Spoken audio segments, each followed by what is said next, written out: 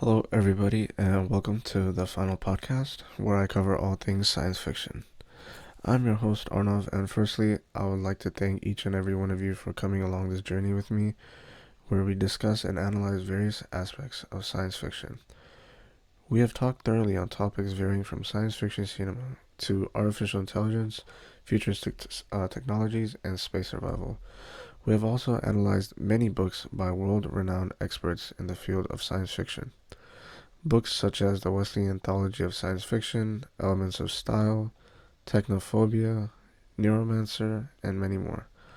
The idea of science fiction has grown drastically, not only for me, but I'm sure for many other people out there. Science fiction in the beginning used to mean inspiration to our future, and the future we have with technology. But now, not only is that the case, but science fiction is now science future, and how the stories and books inspired mankind for space travel, technological advancements, and many other futuristic ideas. Today, we'll be diving into one last book, and that is the book The Dreams Our Stuff Is Made Of by Thomas M. Dish.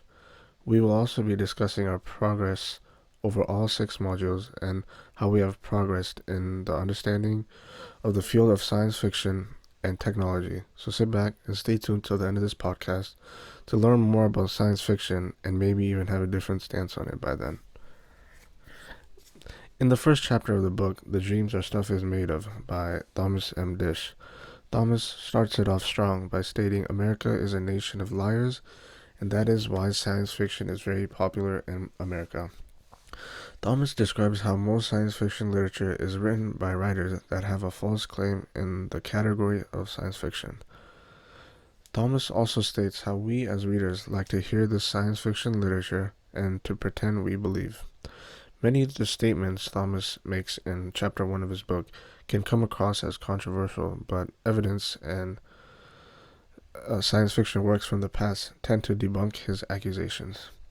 Thomas in chapter 1 also states, and I quote, "There must be 2 parties to a successful lie, the one who tells it and the one taken in." With the information taken in from before, Thomas most likely is referring to authors like Isaac Asimov, Stanley G. Weinbaum, Joanna Russ, Daniel Danello, and many more to be the ones telling a successful lie, and me, along with many other readers, as the ones to take it all in. Overall, Thomas M. Dish argues in the first chapter that writers are trying to manipulate and control the minds of readers by providing lies about science fiction. Now, as we think about when science fiction became science fact, we take what Thomas M. Dish said about science fiction is written by liars and compare them to many books from the past, in this case, From the Earth to the Moon by Jules Verne. The novel From the Earth to the Moon by Jules Verne can be seen as an optimistic lie until the story becomes true. Verne's book became history after 100 years when the United States sent 3 men on a spaceship named Columbia, all of which were a part of the novel by Verne. This connection we make between Thomas M. Dish's comments and the literature provided to us previously is a concrete example of one of the themes we have discussed before, which is when science fiction becomes science fact. Although some of Thomas M. Dish's statements are true about how authors are making stuff up, the lies are what motivate mankind to make history, while using literature as ideas. Some more instances where this has happened are with the idea of robots, artificial intelligence, the internet, and more.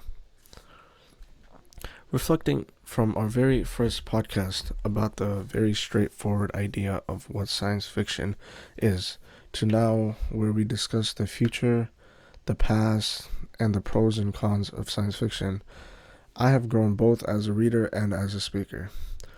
As our science fiction journey progressed, I began to realize the optimistic and also the pessimistic ways science fiction influences our society and technological advancements.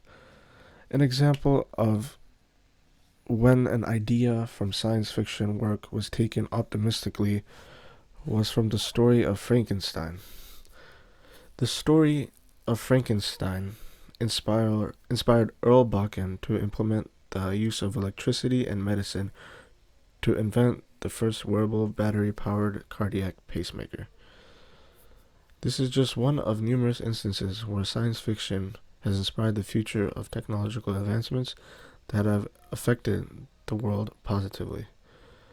An example of being pessimistic during the evolution of ideas about science fiction is the book Technophobia by Daniel Danello and the book Death by Technology by John R. Cook. Daniel Danello does an excellent representation of the fears and anxieties of science fiction topics. The book dives into how cyberspace and the internet could lead to mind control, identity breakdown, and the idea of cyberspace horror. Danello uses the movie Tron and how there is a space inside a computer as a geometrical alternative to reality. This is one of many times how an idea of science fiction could lead to fear in humans regarding technology, or also known as technophobia. In the book Death by Technology by John R. Cook, Cook brings up the idea of robot soldiers, also known as killbots, and how if we as humans develop killbots too much, then there is a possibility of the killbots being more intelligent than humans. It is safe to say that the idea of science fiction and technological advancements will only continue to grow, leading to more of these situations.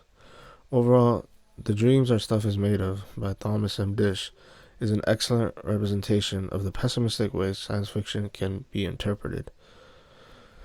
Thomas unintentionally challenges the readers to question topics and ideas of science fiction such as UFOs, as talked about in the book, and the idea of a parallel universe. As we conclude our discussion here today, on our journey we have dived into themes and topics from all the modules put together.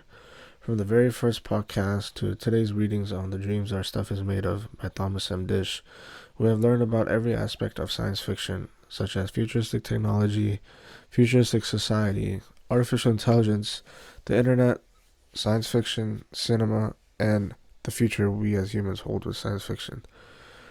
Through the series of podcasts, we have come across very unique and different perspectives on the genre of science fiction, ranging from optimistic views from the Wesleyan anthology of science fiction to views of worry and concern from the book Death by Technology, Technophobia, and now The Dreams Our Stuff Is Made Of.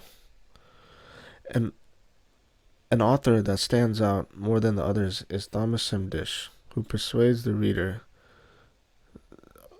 that the idea of science fiction is built upon lies and that some authors could be trying to take advantage of our minds and manipulate us. So as we conclude this journey, we can say with confidence that we have learned a lot about science fiction and the ideas that come with it. Thank you all for tuning in, and I hope to see you all again soon. Thank you.